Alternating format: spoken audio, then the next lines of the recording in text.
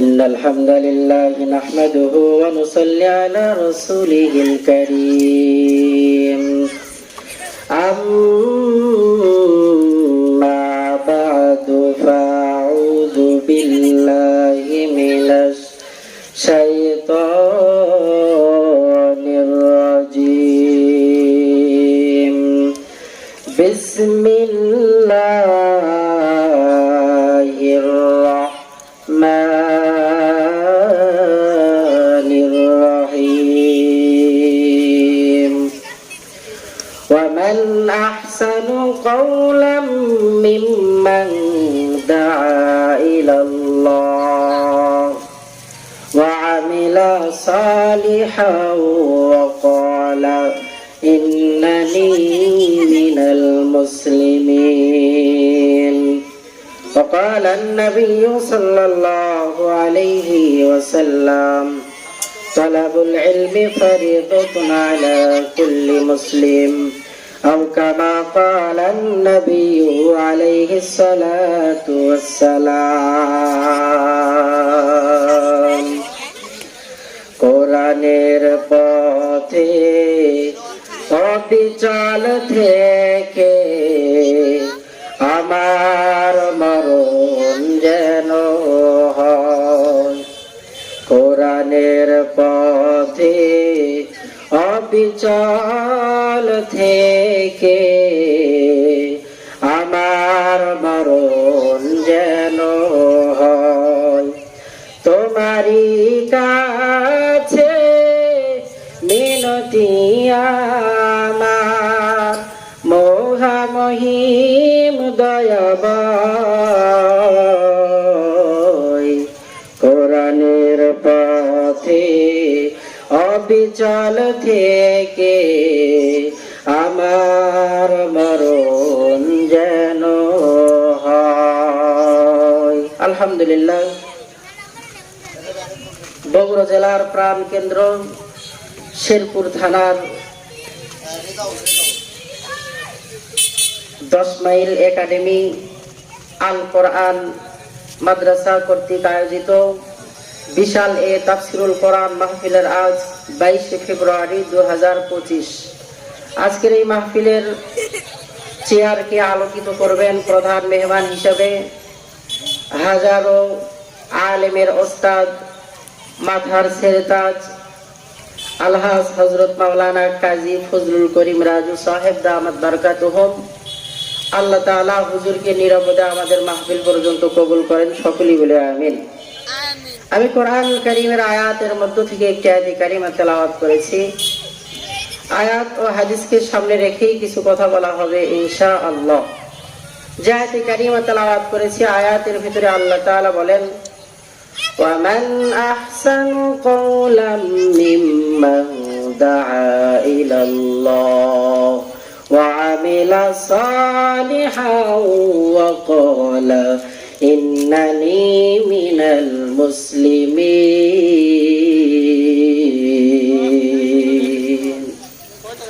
ওই ব্যক্তির চাইতে আর কার কথা সুন্দর হবে যে ব্যক্তি দাআ ইলাল্লাহ, মানুষকে ডাকে একমাত্র রবের দিকে। কার দিকে? একমাত্র আল্লাহ তাআলার দিকে। যেই ব্যক্তি মানুষকে ডাকে ওই ব্যক্তির চাইতে আর দুনিয়াতে কারো কথা সুন্দর হতে পারে না। আল্লাহ আল্লাহ क्या मुबारक नाम है, अल्लाह अल्लाह आशिकों का काम है, अल्लाह अल्लाह ए जशीरीन सुतो नाम शिर शाकर मीको नग जानम तमाम। अल्लाह अल्लाह तू मेरा माबूद है, अल्लाह अल्लाह तू मेरा माशूक है। রবের পরিচয় আমাদের জানার দরকার আছে। আমার ভাইরা ভালো মতো খেয়াল করে, কোন ব্যক্তি যদি রবের পরিচয় পাইতে চায় তাহলে ওই ব্যক্তিকে সর্বপ্রথম দ্বীনি ইলম শিক্ষা করতে হবে। কথা বলেন ঠিক কিনা? আল্লাহর হাবিব সাল্লাল্লাহু আলাইহি ওয়াসাল্লাম, আমার ভাইরা ভালো মতো খেয়াল করেন, হাদিসে মুবারাকার মধ্যে বলেছেন, তালাবুল ইলমি ফরিদাতুন আলা কুল্লি মুসলিম, দ্বীনি ইলম তলব করা প্রত্যেকটা মুমিন মুমিনাতের উপরে ফরজ।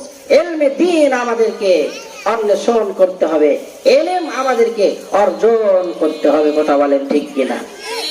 ইলমে রায়া জাজ করদান বেহিসাব, খলকে রাদা দন জওয়াবে বা সওয়াব হক দাদারত দস্তে খলকা জারেরা নিস্তে ই খসলত একে দিন দারেরা। ইলম হলো দুই প্রকার, এক দুনিয়াবি ইলম, দ্বিতীয় নম্বরে আখিরাতের ইলম, উখরাবি ইলম। আল্লাহর হাবিব আল্লাহ তাআলা মহাগ্রন্থ কুরআনুল কারীমের মধ্যে বলেন, আমার ভাইরা ভালো মতো খেয়াল করেন, কুল হাল ইয়াস্তাবিল্লাযীনা ইয়ালামুন ওয়াল্লাযীনা লা ইয়ালামুন, যারা জানে আর যারা জানে না, ও নবী আপনি জানিয়ে দেন ওই সমস্ত ব্যক্তিগুলো কখনো সমান হতে পারে না। কথা বলেন ঠিক কিনা? যারা জানে তারা হলো জান্নেওয়ালা আলেম, আর যারা জানে না তারা হলো গায়রে আলেম। আলেম আর গায়রে আলেমের মধ্যে পার্থক্য কেমন শোনেন শোনেন। রাত্র আর দিন যেই রকম এক হতে পারে না, আলেম আর গায়রে আলেম কখনো এক হতে পারে না। কারণ যে জানে সে জান্নেওয়ালা আলেম, আর যে জানে না সে গায়রে আলেম। আল্লাহর হাবিব হাদিসের মধ্যে বর্ণনা করেন, ফাকিহুন ওয়াহিদ আশাদ্দু আলা শাইতান মিন আলফি আবিদ, একজন ফকিহ শয়তানের কাছে 100 আবেদকে ঘায়েল করা, ধোঁকা দেওয়া যত সহজ, একজন আলেমকে 100-1000 শক্তি প্রয়োগ করলেও ধোঁকা দেওয়া এত সহজ না। কথা বলেন ঠিক কিনা? এজন্যই তো বলেছে, ইন্নামা ইয়াখশাল্লাহা মিন ইবাদিহিল উলামা, আল্লাহ তাআলাকে সবচাইতে বেশি ভালোবাসে একজন আলেম। আলেমের চাইতে আল্লাহ তাআলাকে ভয় কেউ বেশি করে না। ওই দিল্লি শহরের একটা ঘটনা ভালো মতো শুনেন আমার ভাইরা। একজন তালিবুল ইলম মসজিদের মিনারে বসিয়া বসিয়া কিতাব মোতালা করেন। দিল্লি শহরের মধ্যে মারামারি লেগে গেল। একজন দিনদার পরহেজগার মুসলিমা মহিলা দৌড় মারছে মসজিদের ভিতরে। যাওয়ার পরে দেখে একজন কোরআন ও হাদিসের বই খুলে তাকরার করতেছে, কোরআন খুলে কিতাব খুলে মোতালা করতেছে। রাতের অন্ধকার, কোন বাড়ির দরওয়াজা খোলা নাই। এক পর্যায়ে আল্লাহর বান্দী ডাক দিয়ে বলল, হুজুর বাহিরে এমন অবস্থা, বাহিরে থাকার মতো তো পরিস্থিতি নাই, আপনি যদি আমারে একটু আশ্রয় দিতেন তাহলে আমি মহিলার জন্য বড় ভালো হইতো। খোঁজ খবর নিয়ে দেখে গেল ওই দিল্লি শহরের মধ্যে টপ সুন্দরী নারীদের মধ্যে একজন হলো ওই নারী। আল্লাহর বান্দা এবার কোরআনুল কারীম হাদিসের কিতাব মোতালা করে রাত্র যখন অন্ধকার হয়ে যায়, আমার ভাইরা ভালো মতো খেয়াল করেন, আলেম ওলামারা ছাড়া আল্লাহ তাআলাকে বেশি ভালো কেউ বাসে না। রাত্র যখন অন্ধকার হয়ে যায়, নফস তো তিনটা, এক নফস ধোঁকা দেয়, ও তালিবুল ইলম এমন সুন্দর মহিলা তুমি জিন্দেগিতে আর পাবে না রে। সঙ্গে সঙ্গে যখনই অন্তরের ভেতরে শয়তান ওয়াসওয়াসা দেয়, ও চেরাগের মধ্যে বাতির মধ্যে যে আলো দ্বারা সে কিতাব মোতালা করতেছিল, তার হাতটা একবার ওই আগুনের মধ্যে বার বার বার বার দেয়। নামাজ আদায় করবে। এবার ওই তালেবুল ইলম বাইরে খোঁজ খবর নিয়ে দেখে বাহিরে আর কোনো মারামারি হট্টগোল নাই।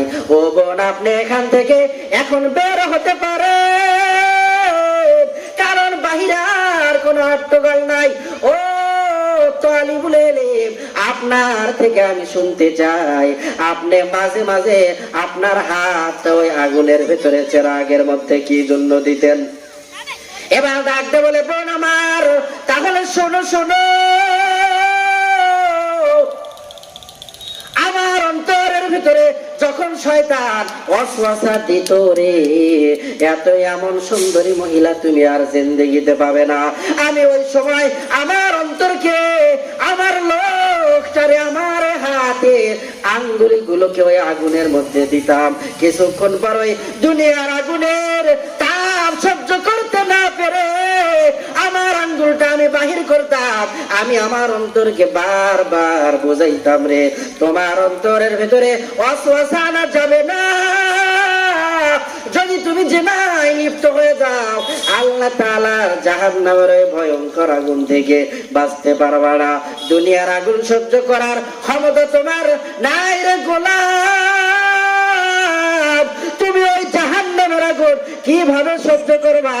ও বোন আমার, আমি আল্লাহ তাআলার ভয়ে, আমি জাহান্নামের আগুনের ভয়ে আমার লোকটা বারবার, আমার হাতের আঙ্গুলটা বারবার ওই আগুনের মধ্যে দিতাম, কারণ আমি জানি ওই জাহান্নামের আগুন সহ্য করার ক্ষমতা আমাদের নাই।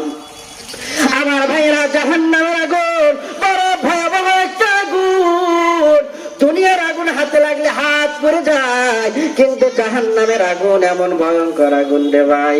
ও ভাই, ভালো মতো খেয়াল করেন, জাহান্নামের আগুন যদি শরীরের কোন একটা অংশে লেগে যায়, তাহলে এক অংশে লাগার সঙ্গে সঙ্গে জাহান্নামীদের কলিজা পর্যন্ত পুড়ে আংরা হয়ে যাবে।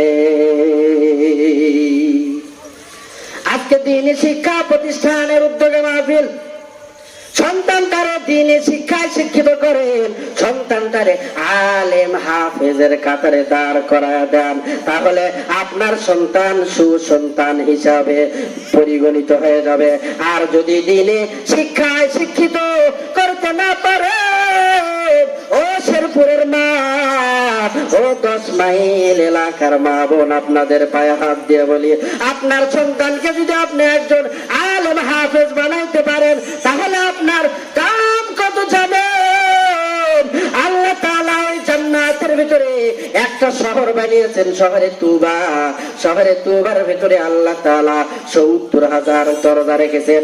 এই 70,000 দরজার প্রত্যেকটা দরজাতে আল্লাহ তাআলা 70,000 ফেরেশতা নিযুক্ত করেছেন। প্রত্যেকটা ফেরেশতার হাতে এক একটি করে নূরের মালা, আর এই নূরের মালার ভিতরে জান্নাতের ফুল দ্বারা গাঁথানো। 70,000 ফেরেশতা গুলো হাফেজ সাহেবকে, আলেমকে কাবা অর্ডার দিবার বলবে, সুস্বাগতম, আপনার কলিজায়, আপনার গলায় এই মালা পরিধান করানো হবে।